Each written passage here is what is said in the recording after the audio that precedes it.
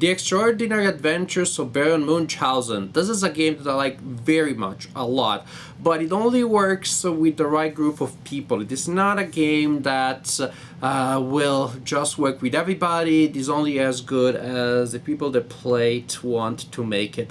It is inspired by the novel of the same title, and just like the original novel, it is about telling fantastic stories, boasting one's own incredible abilities and skills, and telling stories in which you triumphed over the most amazing adversities, breaking all laws of physics and logic. It's both a role-playing game and a storytelling game, although definitely the storytelling game is prominent and the role-playing game much less. In a role-playing game, you have a role which is well defined, possibly by a lot of stats and characteristics. Yes, in recent years we have more free-form games, but in a role-playing game, playing your role is important, being your character is very important, and then the kind of freedom that you have may be limited as to what you can do. In Dungeons & Dragons, Pathfinder, you can't just say, well, I slay the monster and I gain 1,000,000 gold coins. Your utterance doesn't make that happen in the world of the story. So you have a strong role, but your agency is limited to what you can do based on what the Dungeon Master, Game Master allows, based on the situation, etc., etc. And again, there are many more modern role-playing games that distribute authority differently, but that is the staple of role-playing gaming. This doesn't, and then you have storytelling games, and then you have storytelling games in which you have much more freedom, but your role is much thinner. In some cases, you have no exact role. In games like Once Upon a Time, you're creating a story based on cards that you receive, but it's not clear who you are in the story. You do not have to take a role on in the story.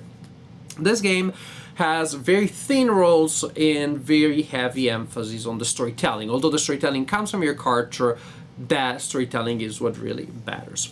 Now, in this game, basically each player will play the role of 17th, 18th, 19th century aristocrat from wherever you like, and you create. Usually, it's good if you come up with a funny name, with an evocative name that already creates the atmosphere. This is a game that, of course, has a lot of irony because you're coming up with stories that are entertaining and amusing.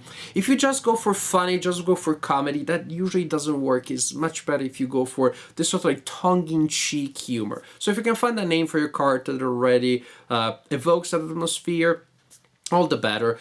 Say maybe you are the French Vicomte de la Baguette, maybe you are a late Elizabethan or Victorian, I don't know, lady called Lady Braggadocia, or you are an Italian condottieri called Polentata dei Castagni. You come up with whatever thing that already has, if you listen to me, there's a little bit of this tongue-in-cheekness. And you also can come up with a basic biography, a couple of lines about your personality, etc., etc. Although all the characters share a personality trait, which is they like to tell fantastic stories about themselves. And either they're pathological liars, or maybe they have incredible superpowers. That is not a point that the game addresses. Once you have these characters, you sit around at the table with the other players, you introduce each other's characters briefly. Also, it is good if you have drinks, possibly alcoholic drinks. But this is not a drinking game. It just contributes to the theatricality, because it makes sense that these aristocrats sitting around the table would be drinking some intoxicating beverage. Again, don't do it to the point that you get intoxicated, but glass of wine, a little bit of spirits may simply help your tongue as you are creating your story, may make your story go more fluidly. Again, do not exaggerate. Drinking is not necessary or mandatory. In a certain sense, even if you don't drink it, but right there on the table there is a nice bottle of wine, somehow to me it contributes to the atmosphere. Again, if you do not drink alcohol, you can replace that with another type of drink, kind of make it look like it could be an intoxicating beverage, and I think the game will be enhanced. Sit around the table, possibly with some drinks. Also, you need some tokens. coins, anything that to you makes sense that these aristocrats would own, and we used to gamble. Again, coins, play coins would be ideal. Glass beads representing gems and diamonds from exotic lands, that's perfect too. The number of these tokens that each player has is equal to the number of players, unless you have fewer than 5 players, then it's always 5. So 5 is the minimum, but you have 7 players, then 7 tokens for each player, and so on and so forth. And then the game is ready to start. And the game starts with a player challenging, but in the form of the nice invitation, but challenging another player to tell a story about one of their characters' past adventures. And it should be the craziest, most ridiculous, most difficult to tell tale, because then if the other player can pull it off, the tale is all the most amusing for the other players too. Listen to. And the book here, the book of the game, comes with several examples. For example, say, tell us, Baron, but you can replace Baron with whatever is the title of the character you're addressing. Tell us, Baron, the story of your discovery of the efficacy of swallowing frogs as a cure for leprosy. Or tell us, Baron, how you accidentally started the America's War of Independence. Oh, this one I like very much. Tell us of the time you ate the King of Norway's favorite horse in the most curious circumstances. Tell us how you survived your descent into the volcano Vesuvius and whom you met there. Or tell us how you came to be burnt at the stake for witchcraft in Barcelona and how you survived. Or how you acquired one of the moon people as your manservant. I think that gives you a sense, and you really have a good list here of possible examples. Lots. You may play this for years without ever having to come up with yours, but after a while you will want. After a while, when you get in the philosophy and the spirit of the game, then you will come up with your own crazy challenges. The other player, what's the other player going to do? Tell the story, and there are a couple of written and unwritten rules on how you do so. If you need to take a minute, a second, 5 seconds, you can delay in what is still a thematically appropriate way. You say, yes, this story, I need to get a drink before I drink this. So you can get a drink and you get those 3-4 seconds. Otherwise, you just go. And when you go, you go. You have to stay in character for the experience really to work. You have to stay in character, no hesitation, and go. Tell your story. Try to keep it within 5 minutes. Try not to take too many digressions. Try not to hack too many moments like and after a while, you learn a couple of tricks of how filling in those moments. Maybe there is just a linguistic tick that you have, and you come up with a certain expression, a certain metaphor, a certain interjection, and that gives you that second to connect to different threads. Try to stay on the story, come up with some digressions, okay, but too many, then the story becomes too boring. You're trying to fulfill the requirements of the challenge, that is to tell the story that you were asked to tell, without making it too long, without dragging it too much, and while still making it interesting. There's also something else that will make it interesting, which is that a player can challenge you. That a player can challenge you and try to contradict and say, wait a second, why don't you also elaborate on that detail? But are you sure that that is really what happened? Because I seem to recall that in truth, the Prussian ambassador told me da-da-da-da-da. When you are challenging an opponent, you take one of your tokens and you push it in front of them. And at that point, the other player can do one of two things, can accept the challenge or refuse it. If the player accepts the challenge, the player takes the token and says, oh yeah, of course, and incorporates the challenge into the story. Otherwise, the player can refuse and can take one of their token, add it to the token that you gave them, and push it back towards and say, no, I think you're mistaken. I really think that's not what happened.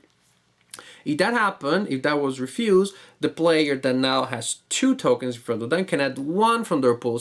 But are you sure? I insist on that point. Anything can go back and forth. Now, this is something counterintuitive if you haven't played the game, but think of this as a bet. I'm pushing a coin in front of you, betting that you can't incorporate my suggestion into your story. It's too crazy, you won't be able to do it. So that's why if the opponent says, "Oh, that's a great story. That's a great. Thank you for the opportunity that you gave me to add that element to my story." The player has won the bet. You were betting that the player wouldn't be able. They have been able to, so they take your coin and now incorporate the story. Also, you can think of it as a little bit of a price that you pay to listen to a story that goes in a crazy direction you want to give it. You want to give it that. You want that story to go into. But if I'm betting, putting a coin there saying I'm betting you won't be able to incorporate this new part in your tale, and the opponent says, "No, you're mistaken." The opponent gives me a coin and returns my own coin with one of theirs to me, then pretty much the other player is admitting that they have lost the bet. That I have won the bet. I'll challenge them with a story that they cannot tell. They are afraid that if they do incorporate that, the story will become uninteresting, or they simply can't figure out a way of doing so. So they have to give me a coin. They have to give you a coin pretty much to pay for the price of ignoring your suggestion. Again, think of this as a bet. I'm challenging you. I'm betting that you can't use this element of the story that I'm proposing. If you can, you win and take my coin. If you can... Oh, I'm getting confused. I don't know what I was talking about. So it's very bad. If this happens during the game, you're done.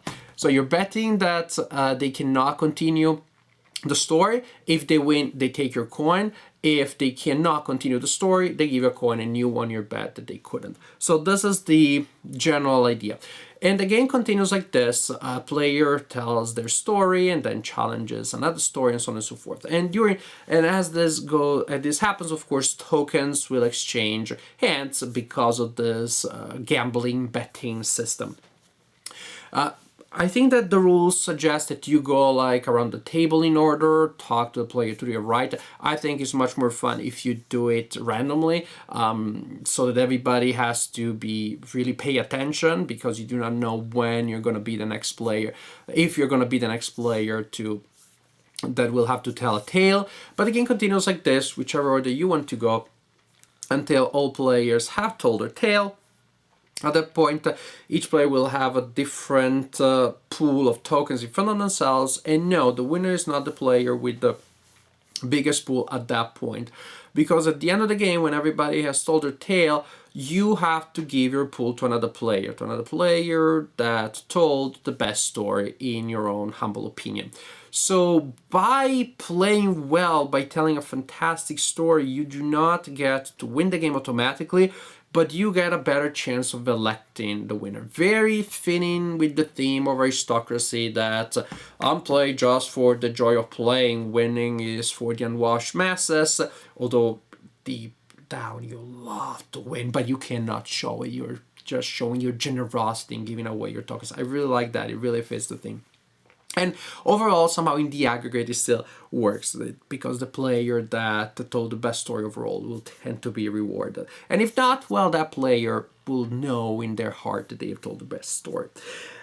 And really, winning, losing, it's very secondary. You win if you had fun. You win if you enjoyed at least some or most of the stories. You win if you're happy with your story.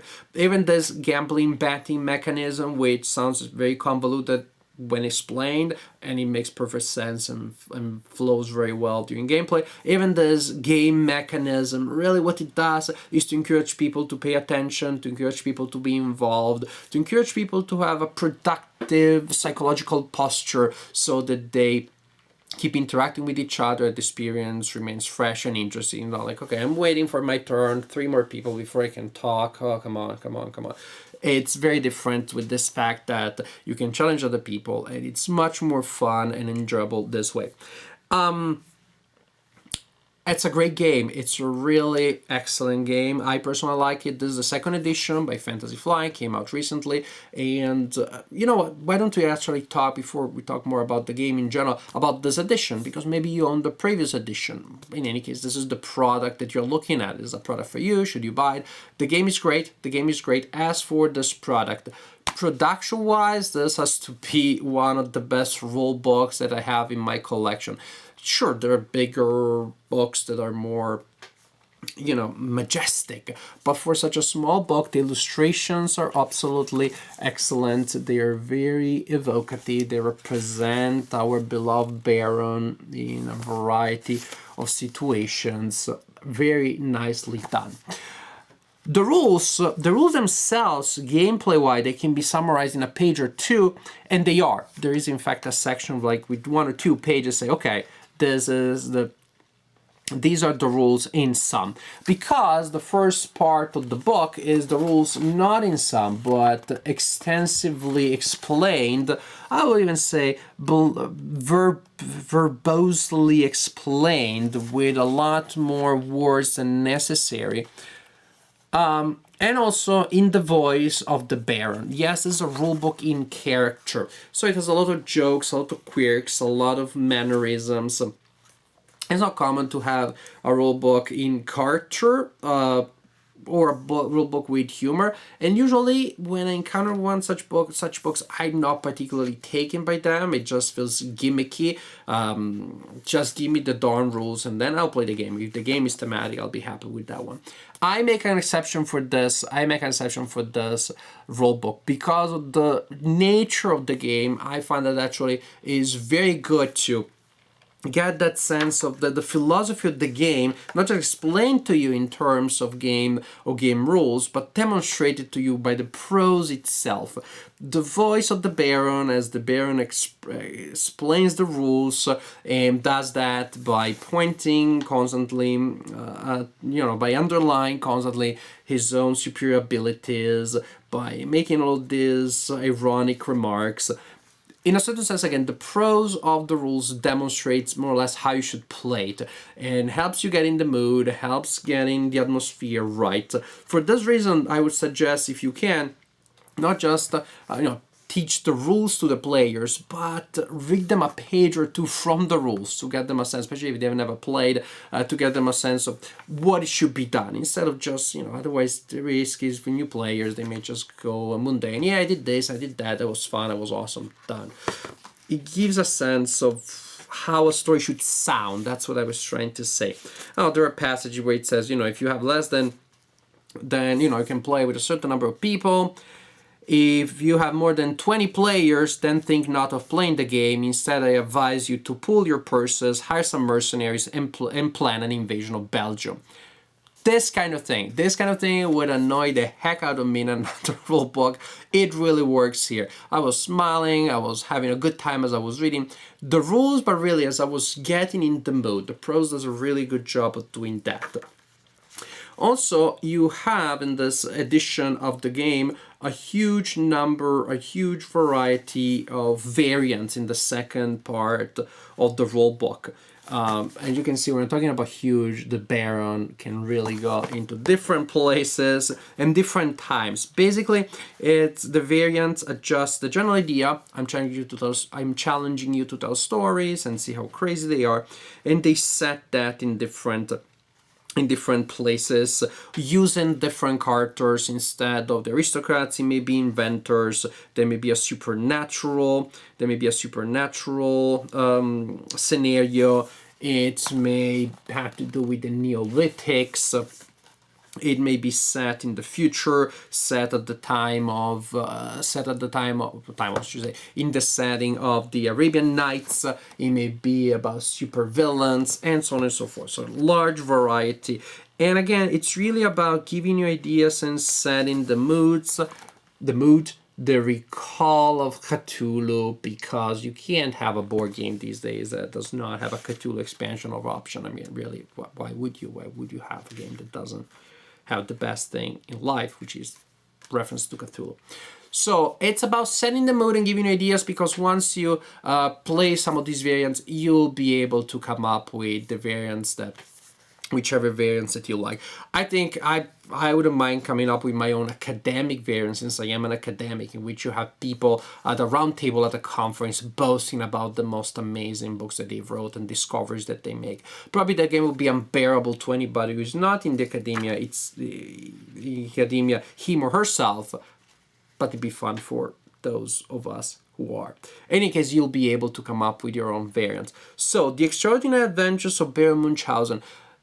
RPG light, storytelling heavy, which can be an absolute blast. But, and this is the only disclaimer and warning that I'm gonna put out there, you really need the right group, you really need the right players. With a role-playing game which is heavily structured, has strong game mechanics, you purchase a good adventures. Yes, a mediocre dungeon master will still make the adventure not shine, but there will be some there for you. You'll still have some action, some monsters, some treasures.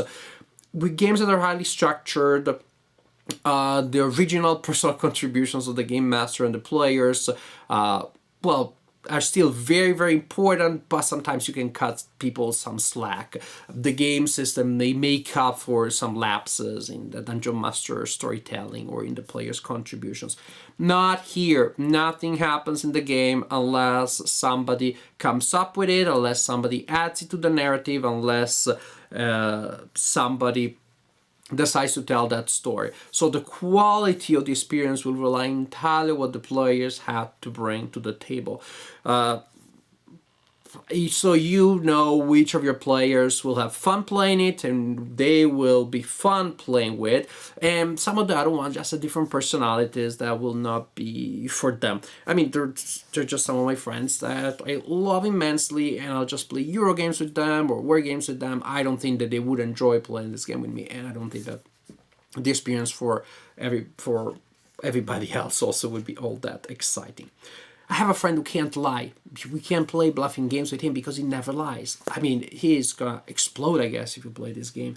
I just can't see him beginning to lie through a section of this game. But it is a fun game. It is a great game, actually. I mean, there was a first edition that was already known among role players. I'm really happy that Fantasy Flight came up with a new edition, which is highly improved. It looks different. It has so many more variants. And I'm glad that there's this new edition, not just for people like me that had the first one and now we have a better looking one, but also because it brings this game back on the radar for people that may have missed the first edition. It's a great game. Make sure that you play with the right people, but when you do have the right combination of people, then you are up for one heck of a ride. You'll come up with stories and you'll hear stories that you'll remember for a very long time. The experience of playing the game can be hilarious and amusing and entertaining. Again, with the right group. But give it a try. And maybe it turns out that some of your friends that you thought would not really shine in this game, well, who knows? The world is full of surprises and amazing stories to tell,